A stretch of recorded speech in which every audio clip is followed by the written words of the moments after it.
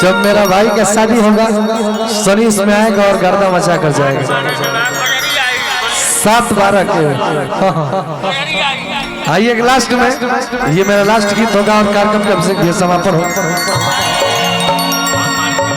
मैंने कालो कार्यक्रम बन भैया लेट हुई छूट ना पाई काल हमने के बाटे बनारस गेल ओडिहार जी भैया आइए आप बैठिए मोहतरमा आशीष तनमरा दुर्गा हमारे कितना लोग प्यार का मरीज बा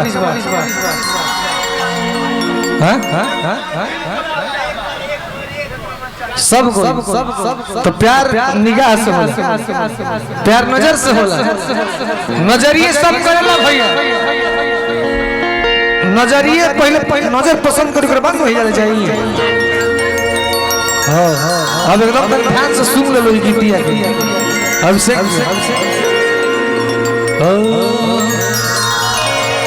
आज की नजरिए हया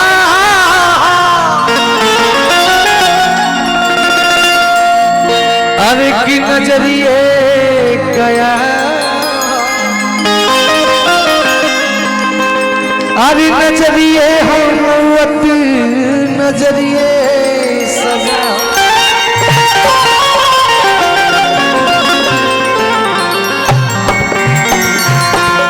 की नजरिए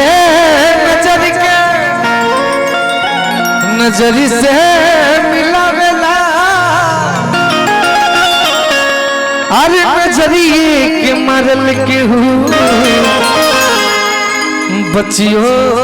ना पावेला अब हम कहें नहीं सौरभ भी अरे की नजरिए के अरे पता हो कि मोहब्बत चीज का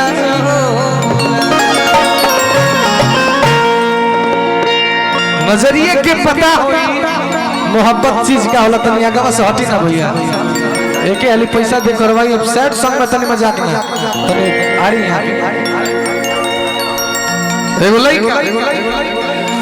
एगो लड़की के प्यार में पागल हो गई रहता पूरा जमाना पागल कहता लेकिन ये पगली के ठीक नहीं खेला जरा प्यार में लड़का पागल हो गई हंसत सुन रे पगल कि सुन पगली रे अरे की पागल कहेला जाना आज की लगता कि मारी जाई आज की नाता महूरी खाई आज की लगता कि मारी जाई आज नाता महूरी खाई हई लोगवा के सुनी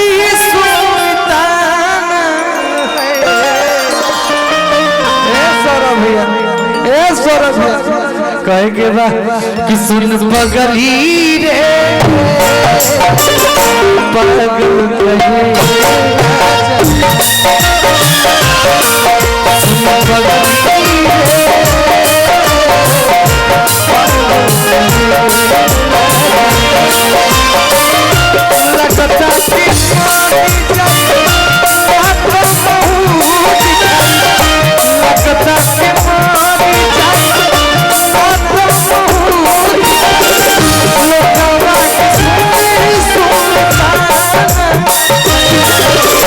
सुन पगली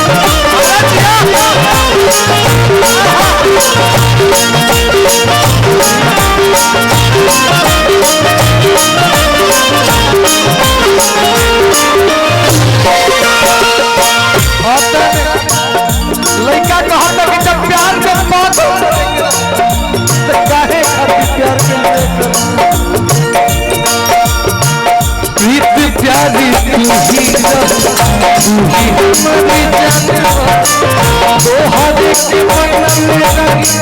दिल से बाजवान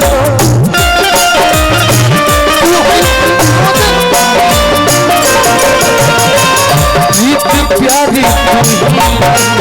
तू ही हमारी जान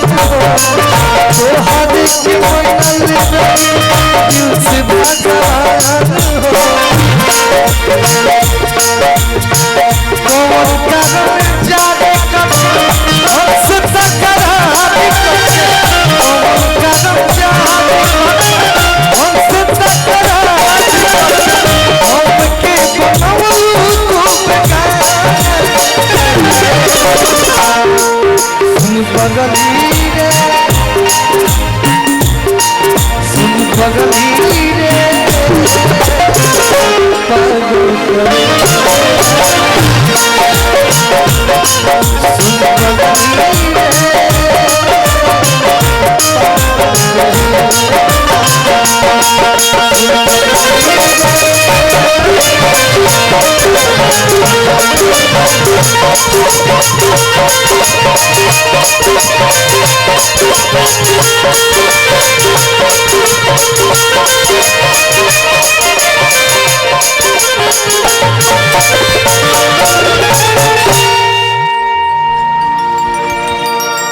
भैया